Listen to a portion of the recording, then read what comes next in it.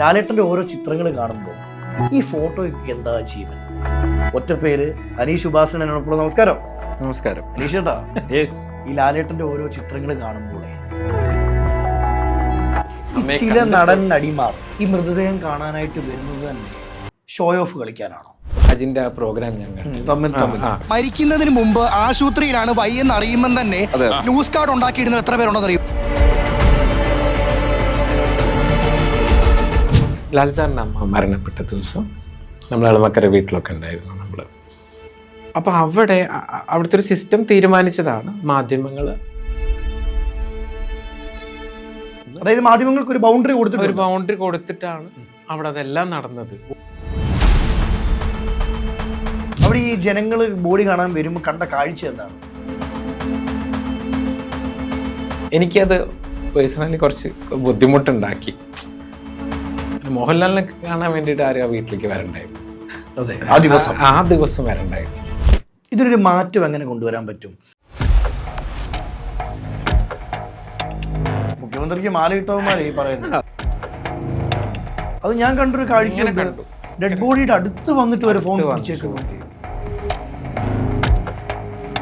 തട്ടി മാറ്റിയ പിന്നെ അത് ഭയങ്കര പ്രശ്നമാണ്. ഇയാൾ ആരാണ് തട്ടി മാറ്റാൻ? സാധാരണ ചിരിച്ചാലോ ഈ സ്ഥലത്താണോ ചിരിക്കുക? ഒറ്റ വാക്കി പറഞ്ഞ മരണ വീടിനെ ഒരു കല്യാണ വീടായിട്ട് കാണാതിരിക്കുക.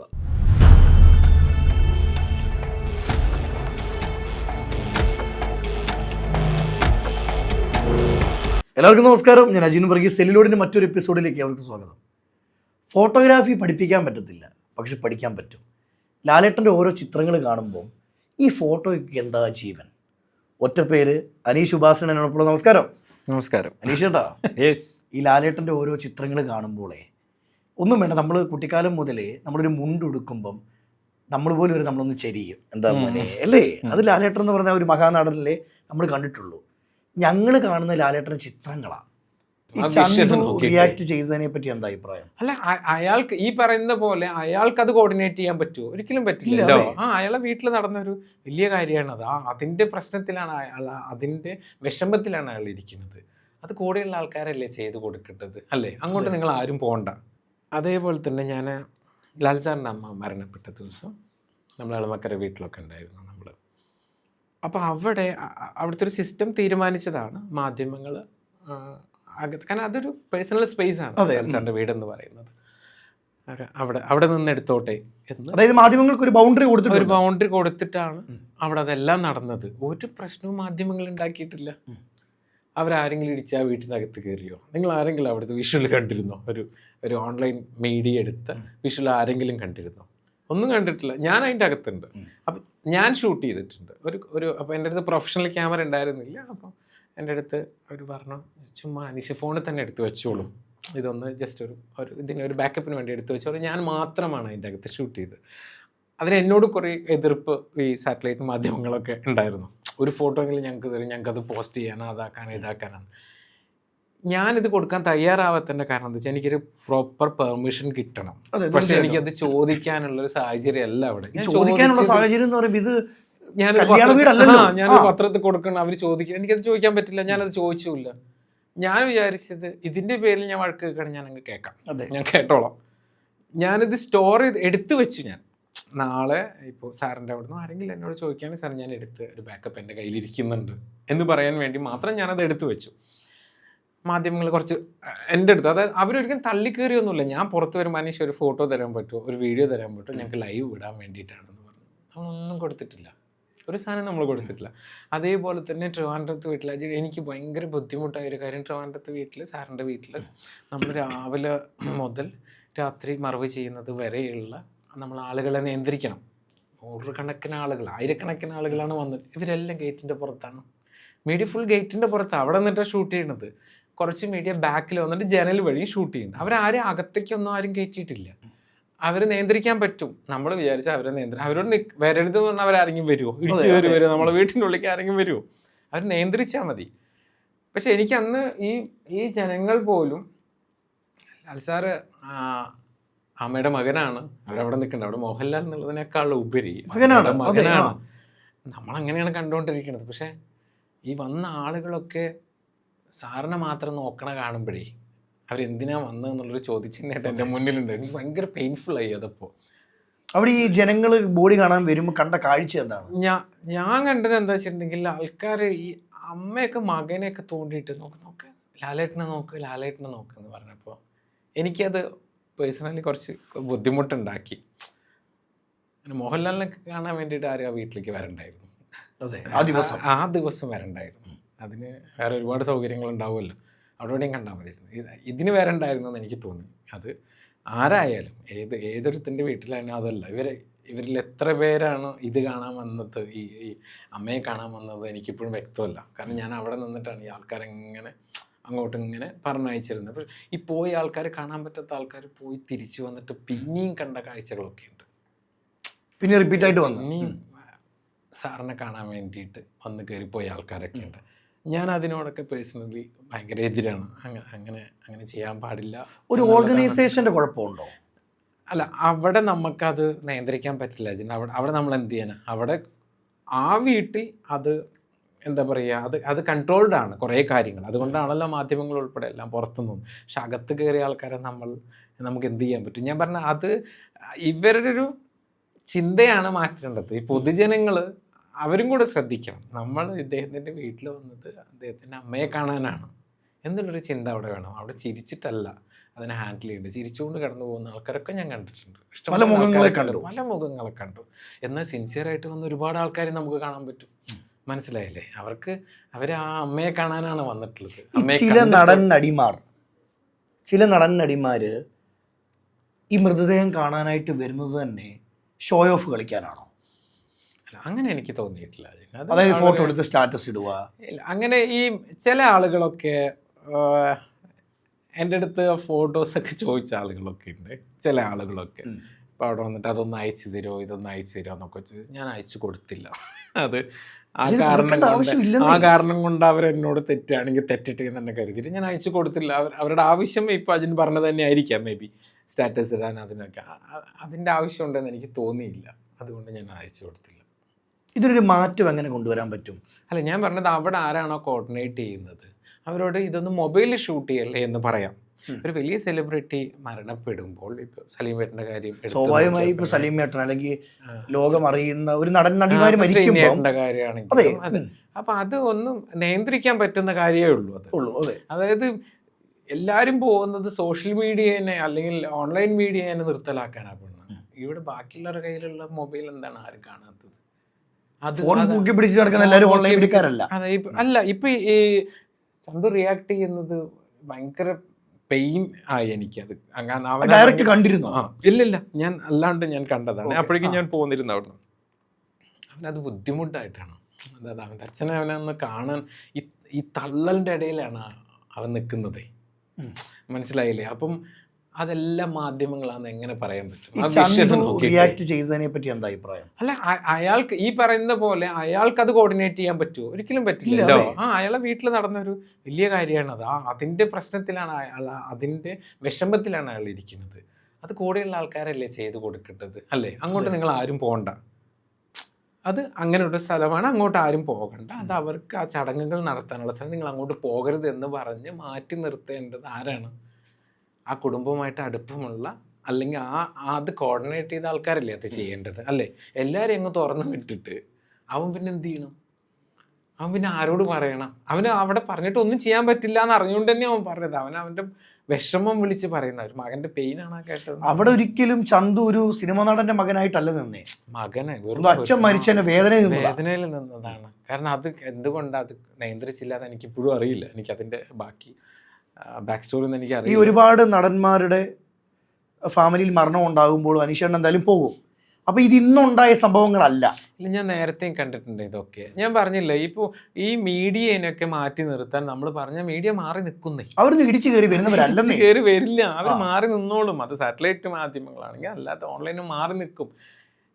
ഈ സാധാരണ ആൾക്കാർ എന്തിനാണ് ഷൂട്ട് ചെയ്യുന്നത്? ഇപ്പം ദിലീപേട്ടൻ്റെ കൂടെ ഒരാൾ, സലീമേട്ടൻ്റെ അവിടെ ദിലീപേട്ടൻ്റെ കൂടെ ഒരാൾ സെൽഫി എടുക്കുന്ന വീഡിയോ എല്ലാവരും കണ്ടു. ഒരാൾ ഈ സമയത്താണ് അയാൾ അതേപോലെ തന്നെ നമ്മുടെ മുഖ്യമന്ത്രിയുടെ പുറകിൽ ഞാൻ കണ്ടു. മനസ്സിലായില്ലേ? മുഖ്യമന്ത്രിക്ക് മാലയിട്ടവന്മാരെ ഈ പറയുന്നത് അതിൻ്റെ ബാക്കിൽ നിൽക്കുന്നത് ഞാൻ കണ്ടു. അപ്പോൾ അയാൾ വന്നത് എന്തിനാ? അതെ, അയാളൊന്നും എന്തിനാ, അത്രയേ ഉള്ളൂ എൻ്റെ ചോദ്യം. അയാൾ എന്തിനാ വന്നത്? ഇവരെ കാണാനല്ലേ വന്നത്. മനസ്സിലായില്ലേ? അപ്പം ഈ സലീമേട്ടൻ്റെ ആ ഹോളിലേക്ക് കയറുന്ന 2 വഴികളിലും മൊബൈൽ പൊക്കി പിടിച്ച് നിൽക്കുകയാണ്. മനസ്സിലായില്ലേ? പൊക്കി മാധ്യമങ്ങൾ നിൽക്കട്ടെ, അത് അവരുടെ ന്യൂസാണ്, അവർക്ക് അത് കൊടുക്കണം, ലൈവായിട്ട് ന്യൂസ് ടെലികാസ്റ്റ് ചെയ്യേണ്ടത്, അത് കാണാൻ എല്ലാവർക്കും അവിടെ എത്തിപ്പെടാൻ പറ്റില്ല. പല രാജ്യങ്ങളിലുള്ളവർക്ക് കാണാതെ ചെയ്യട്ടെ. ഈ സാധാരണക്കാരൻ എന്തിനാണ് ക്ലോസ് ഒക്കെ ഷൂട്ട് ചെയ്യുന്നത് പോയിട്ട്? അത് ഞാൻ കണ്ടൊരു കാഴ്ച കണ്ടു.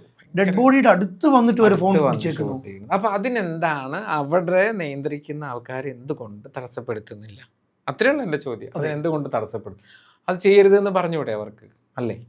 അത് പറയാലോ. അതെന്തുകൊണ്ട് ആരും പറയുന്നില്ല? അത് ബോധർ ചെയ്യുന്നില്ല. അവർ ചെയ്യുന്നത് വലിയ ആളുകളെ കൊണ്ടുവരുന്നു, വലിയ ആളുകളെ കൊണ്ടുവിടുന്നു, വലിയ ആളുകളെ കൊണ്ടുവിടുന്നു. ആ വലിയ ആളുകൾക്ക് ഒരു കുഴപ്പമില്ല, ആൾക്കാർ കൂടെ വേണമെന്ന്. അവർക്ക് വരും, പോകും, കണ്ടു, അവർക്ക് അടുത്ത സുഹൃത്താണ്, സഹപ്രവർത്തകരാണ്, അത് കാണുന്നു, അവർ തിരിച്ചു പോകുന്നു. നിയന്ത്രിക്കേണ്ട കുറച്ച് മേഖലകൾ നിയന്ത്രിക്കാൻ പറ്റുന്ന മേഖലകളാണ്, അല്ലേ? അതും ഈ ദിലീപേട്ടനോടൊക്കെ ഫോട്ടോ എടുക്കുന്ന വ്യക്തി ചിന്തിക്കേണ്ടത്, ദിലീപേട്ടനും സലീമേട്ടനും മലയാളികൾക്ക് സമ്മാനിച്ച പണം ചില്ലറയല്ല.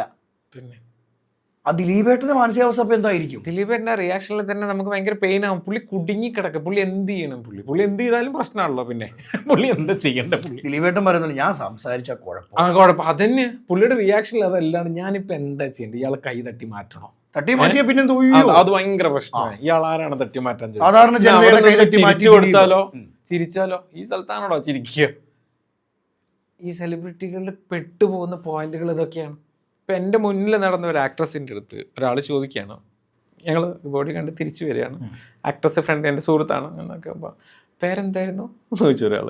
അപ്പോൾ ഒരു പേര് പറയുന്ന ലാസ്റ്റ് സിനിമ നന്നായിട്ടുണ്ട് കേട്ടോ, ഇനി ഏത് സിനിമ അടുത്തത്? അതായത് ഈ സലീമേട്ടൻ കഴിഞ്ഞ് ഒരു 20 മീറ്റർ ഇങ്ങോട്ട് വന്നിട്ടുള്ളൂ നമ്മൾ. ഇത് ചോദിച്ചത് സോഷ്യൽ മീഡിയയിൽ ഓൺലൈൻ മാധ്യമങ്ങളൊന്നുമല്ല, സാധാരണ ആളുകളാണ് ചോദിക്കുന്നത്. അയാളുടെ മുഖത്ത് എക്സൈറ്റ്മെൻറ്റ്. മനസ്സിലായില്ലേ? എനിക്കിത് മനസ്സിലാവുള്ളത് എന്താണെന്നുള്ളത്. പിന്നെ നമുക്ക് ഇപ്പോൾ ചിലവരുടെ അടുത്ത് ചിലവർ ചോദിക്കാറുണ്ട്, നിങ്ങൾ എന്തിനു ചിരിച്ചു? ഇപ്പോൾ അജിൻ്റെ പ്രോഗ്രാം ഞാൻ കണ്ടു, ശ്രീകണ്ഠൻ നായർ അതേ എന്ത് ചെയ്യണം? പിന്നെ ആ ചിരിയെ നിയന്ത്രിക്കാമെന്ന് മാത്രമേ ഉള്ളൂ, അതിൻ്റെ ഒരു വലിപ്പം കുറയ്ക്കാമെന്ന് മാത്രമേ ഉള്ളൂ. ചിരിച്ചാൽ തിരിച്ച് ചിരിക്കണ്ടേ? ചിരിച്ചില്ലെങ്കിൽ അനീഷേട്ടൻ പറഞ്ഞ എന്താ അവിടെ സംഭവിക്കാൻ പോകുന്നേ? അല്ല, ചിരിച്ചിട്ടില്ല ഇയാൾ ആരാന്നുള്ള രീതിയിലായിരിക്കും പിന്നെ അടുത്തത്. അയാളെ മേലക്കേറി അങ്ങോട്ട് മെഴുകലല്ലേ ഈ സോഷ്യൽ മീഡിയയിൽ, അല്ലേ? ചിരിക്കാൻ പുള്ളി ജസ്റ്റ് കൈ കാണിച്ചാൽ പോകുന്നത്. അതുകൊണ്ടാണ് പലരും തല താത്തിയിട്ട് പോലും നടന്നു പോകുന്നത്. കാരണം നേരെ നോക്കിയത് ചിരിച്ച് റെസ്പോണ്ട് ചെയ്യേണ്ടി വരില്ലേ? തല താത്തിയിട്ട് അങ്ങ് പോകും കുറേ പേര്. ഇപ്പം രാജ്യമൊക്കെ കയറവൻ ഇറങ്ങി പോകുന്നുണ്ടില്ലേ? തല താത്തിട്ട് നേരെ സെറ്റ് പോവും, തല താത്തിട്ട് അകത്തേക്ക് കയറി വരും. മനസ്സിലായി? എനിക്ക് ഈ ഇങ്ങനത്തെ വീടുകളിൽ നിയന്ത്രിക്കാൻ അവിടെ ആരാണോ അദ്ദേഹമായിട്ട്, ആ കുടുംബമായിട്ടും അദ്ദേഹമായിട്ട് അടുപ്പുള്ള ആളുകൾക്ക് നിയന്ത്രിക്കാൻ പറ്റുന്ന കാര്യമേ ഇതുള്ളൂ. ഒരു 2 പേരെ ഈ ആളുകളെ വണ്ടിയിൽ നിന്ന് ഇറക്കി കൊണ്ടുവരുന്ന, മന്ത്രിയാണെങ്കിലും സെലിബ്രിറ്റിയാണ് ഏതാണെങ്കിലും വണ്ടിയിൽ ഇറക്കി കൊണ്ടുവരാൻ 2 പേരെ നിയമിക്കുന്നതിനോടൊപ്പം തന്നെ 2 പേരെയും മൊബൈൽ ഷൂട്ട് ചെയ്യുന്ന ആൾക്കാരെ നിയന്ത്രിക്കാൻ വെച്ചൂടെ? അതെ, അത് വലിയൊരു പോയിന്റ് കേട്ടോ. വളരെ സിമ്പിൾ അല്ലേ? നിങ്ങളിത് ഷൂട്ട് ചെയ്യരുത്. കാരണം ഇത് ഷൂട്ട് ചെയ്യുന്ന ആരെയാണ്? ഈ സലീമേട്ടനാണെങ്കിൽ അവർ ഫാമിലിനെയാണ് ഇവർ സൂം ചെയ്ത് ഷൂട്ട് ചെയ്തുകൊണ്ടിരിക്കുക. എന്തവർക്ക് കാണണ്ടേ? അവർക്ക് അറിഞ്ഞുകൊണ്ടിരിക്കണതോ? ഭയങ്കര മോശമല്ലേ കാണിക്കുന്നത് അടുത്ത് പോയി. കാരണം അവർ റിയാക്ട് ചെയ്താൽ അത് വലിയ പ്രശ്നമാവുകയും ചെയ്യും. ഇതിൻ്റെ എല്ലാം കൂടെ ഫ്രസ്ട്രേഷൻ ആയിരിക്കാം മേ ബി ചന്തു അവിടുന്ന് ബഹളം ഉണ്ടാക്കിയത്. അവിടുത്തെ മാന്യമായിട്ട് തന്നെ മാന്യമായിട്ടാണ് ഇടപെട്ടത്. ഇപ്പൊ ഞാനോ അനീഷേട്ടനോ ഒക്കെ ആണെങ്കിൽ പ്രതികരണം ഇങ്ങനെ ആയിരിക്കില്ല. അയാളത് റിയാക്ട് ചെയ്തില്ല. അയാളത് അപ്പം കാണുന്നവർ ചിന്തിക്കുക, നമ്മളെ ഒരാൾക്ക് മാറ്റാൻ പറ്റത്തില്ല, സ്വയം മാറുവാന്നേ ഉള്ളൂ. അത്രയേ ഉള്ളൂ. കാരണം ഇത് ഞാനിങ്ങനെ കേട്ടെടുത്തോളം സോഷ്യൽ മീഡിയയിൽ തള്ളിക്കയറ്റം അല്ലെങ്കിൽ ഓൺലൈൻ മാധ്യമങ്ങളുടെ തള്ളിക്കയറ്റം അവർ മാത്രമാണോ? എൻ്റെ ചോദ്യം അതാണ്. എനിക്കങ്ങനെ ഒരു മീഡിയ പ്ലാറ്റ്ഫോം ഒന്നുമില്ല, അതുകൊണ്ട് എനിക്ക് ധൈര്യമായിട്ട് പറയാം എനിക്കങ്ങനെ ഓൺലൈൻ മീഡിയ ടീമോ എനിക്കൊന്നുമില്ല. പക്ഷേ അവർ മാത്രമാണോ ഇത് ചെയ്തുകൊണ്ടിരുന്നത്? അവർ തള്ളിക്കയറുന്നത് അവരോട് പറഞ്ഞോടത്ത് നിൽക്കുന്ന ആൾക്കാരെ ഞാൻ കണ്ടിട്ടുള്ളൂ. നിങ്ങളിങ്ങോട്ട് വരരുത്, ഇവിടെ വരെ നിങ്ങൾക്ക് പെർമിഷൻ ഉള്ളൂ. അവർ മാക്സിമം ചോദിക്കുക എന്താ ഫുട്ടേജ് നമുക്കൊന്ന് തരുമോ, നിങ്ങൾ ആരെങ്കിലും എടുത്ത് നമുക്കൊന്ന് ആദ്യം തരുമോ, അതൊക്കെ ചോദിക്കാം. അത് അവരെ ചാനലിനെ പിടിച്ചു നിർത്താൻ വേണ്ടിയിട്ടാണ്. അതിൻ്റെ അപ്പുറമില്ല ഞങ്ങൾ കയറും എന്ന് ആരെങ്കിലും പറയോ? അതിനൊന്നും പറയാം. അങ്ങനെ അവർ പറയും ഹോളിലേക്ക് നിങ്ങൾ കയറരുത് എന്ന് പറഞ്ഞപ്പോൾ അവർ കയറിയിട്ടില്ലല്ലോ, അവർ പുറത്താ, ഡോറിൻ്റെ അടുത്താ. മുഖ്യമന്ത്രി അവർക്ക് ബൈറ്റ് കൊടുത്തെല്ലാം പുറത്ത് വെച്ചിട്ടാണ്, ഒരു കുഴപ്പമവിടെ സംഭവിച്ചിട്ടില്ല. പക്ഷെ അവിടെ ഏറ്റവും കൂടുതൽ ആൾക്കാർ അങ്ങോട്ട് കയറി, അപ്പുറത്ത് കയറി മറവ് ചെയ്യുന്ന സമയത്ത് അങ്ങോട്ടാണ് ആൾക്കാർ കയറി. അത് നിയന്ത്രിക്കാമായിരുന്നില്ലേ? ഇതേപോലത്തെ നിയന്ത്രണം അവിടെ ആയിട്ടുണ്ടെങ്കിൽ ആ പ്രശ്നം ഉണ്ടാവില്ലല്ലോ. ഈസി ആയിട്ട് ഞാൻ പറഞ്ഞത് അതാണ്. ആ കുടുംബമായിട്ട് അടുപ്പുള്ള ആൾക്കാർ അതായിരുന്നു ചെയ്യേണ്ടതെന്ന് എനിക്ക് തോന്നി. ഒറ്റ വാക്കി പറഞ്ഞ മരണ വീടിനെ ഒരു കല്യാണ വീടായിട്ട് കാണാതിരിക്കുക. കറക്റ്റ്. നമ്മൾ തന്നെ ഇപ്പോൾ ലാൽ സാറിൻ്റെ അവിടെ അതൊക്കെ അമ്മയെ അടക്കം ചെയ്തതിന് ശേഷം സാറ് വന്ന് കുളിയൊക്കെ കഴിഞ്ഞിട്ടുള്ള സമയത്ത് നമ്മളിതൊക്കെ കഴിഞ്ഞു, ആളുകളൊക്കെ പിരിഞ്ഞ് പോയിക്കൊണ്ടിരിക്കും. ഞാൻ വീടിൻ്റെ ഫ്രണ്ടിലേക്ക് വന്നപ്പോൾ ഒരു ജനൽ അവിടെ ഓപ്പണാണ്. ഒരു കൂട്ടം ആൾക്കാർ അവിടെ നിൽക്കുകയാണ് മൊബൈൽ പിടിച്ചിട്ട്. അപ്പം ഞാൻ അങ്ങോട്ട് പോയപ്പോഴാണ് അനീഷ അത് വിട്ടേക്കടാന്ന് പറഞ്ഞു. ഞാൻ ഇല്ല അത് ശരിയല്ല എന്ന് പറഞ്ഞു. ഞാൻ പോയിട്ട് ഞാൻ നിങ്ങൾ എന്തീ കാണിക്കുന്നത്, അദ്ദേഹത്തിൻ്റെ വീടാണ്. അതെ, നിങ്ങളിങ്ങനെ ചെയ്യുന്നത് ശരിയല്ല. അല്ല ഏട്ടാ ഇതിൽ വരുമല്ലോ പുള്ളി, അപ്പോൾ ജസ്റ്റ് ഒന്ന് എടുക്കാൻ വേണ്ടിയിട്ടാന്ന് പറഞ്ഞു. അതായത് അകത്തുനിന്ന് ആ ജനലിൻ്റെ സൈഡിൽ കൂടെ വരുമല്ലോ, അതൊന്ന് എടുക്കാനാണെന്ന് പറഞ്ഞു. ഞാൻ നിങ്ങൾ എന്നോടൊന്നും വിചാരിക്കരുത്, ഞാൻ ജനൽ അടയ്ക്കാൻ പോകാമെന്ന് പറഞ്ഞു. ഞാൻ അടച്ചു ആ ജനൽ ഞാൻ അടച്ചു. കുറേ പേര് എന്നെ തെറി വിളിച്ചിട്ടുണ്ട് അന്ന്.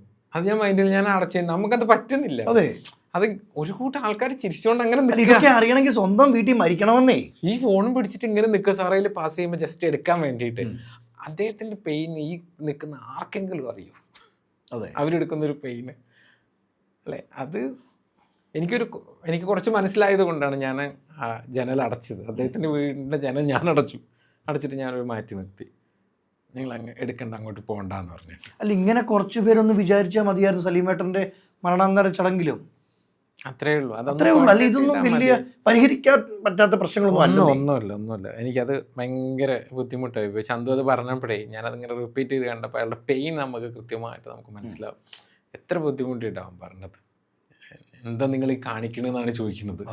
അത് ആരോടാണ് ആ ചോദ്യം?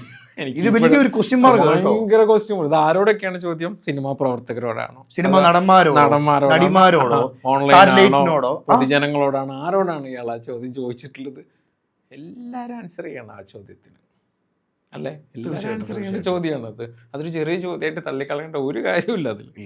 ഇനി സംഭവിക്കാതിരിക്കട്ടെ. പിന്നെ സീരിയസ്ലി അങ്ങനെ ചെയ്യാൻ പാടില്ല. ആ സ്പേസ് അവർക്ക് കൊടുക്കുക. അത് അവരെ ഫാമിലിയിൽ ഒരാളല്ലേ പോയിരിക്കുന്നത്. ഇതൊരാളും തുറന്നു പറയാൻ മുൻകൈ എടുക്കാത്തൊരു വിഷയം കേട്ടോ അനീഷേട്ടൻ പറഞ്ഞത്. ഇതിന്റെ പേരിൽ പറയും നീ ആരാ, എല്ലാം കേൾക്കും, അത് വിഷയമല്ല. പക്ഷെ ഇത് പറയണം. എനിക്കും അടുപ്പമുള്ള, എൻ്റെ സിനിമയിൽ അഭിനയിച്ച ഒരാളാണ് സലീമേട്ടൻ. എനിക്കും അടുപ്പമുള്ള ഒരാളാണ്. അപ്പോൾ അടുപ്പമുണ്ടെങ്കിലും ഇല്ലെങ്കിലും ഞാനിത് തന്നെ പറയും. എനിക്ക് പറയണം തോന്നി പറഞ്ഞു. ഞാൻ നേരത്തെ പറഞ്ഞില്ല, ഞാൻ ഇങ്ങനെയൊക്കെ ഗതി കെട്ടിട്ടാണ് ഇവിടം വരെ എത്തിയത്. റെയിൽവേ സ്റ്റേഷനിൽ കിടന്ന് ഷർദിലിന്റെ മേളിൽ കിടന്നുറങ്ങിയവനെ എന്നാ അത്രേ ഉള്ളൂ. അതൊന്നും എൻ്റെ അടുത്ത് അല്ലാതെ പട്ടുമത്തെ കിടന്നു വന്നവനല്ല.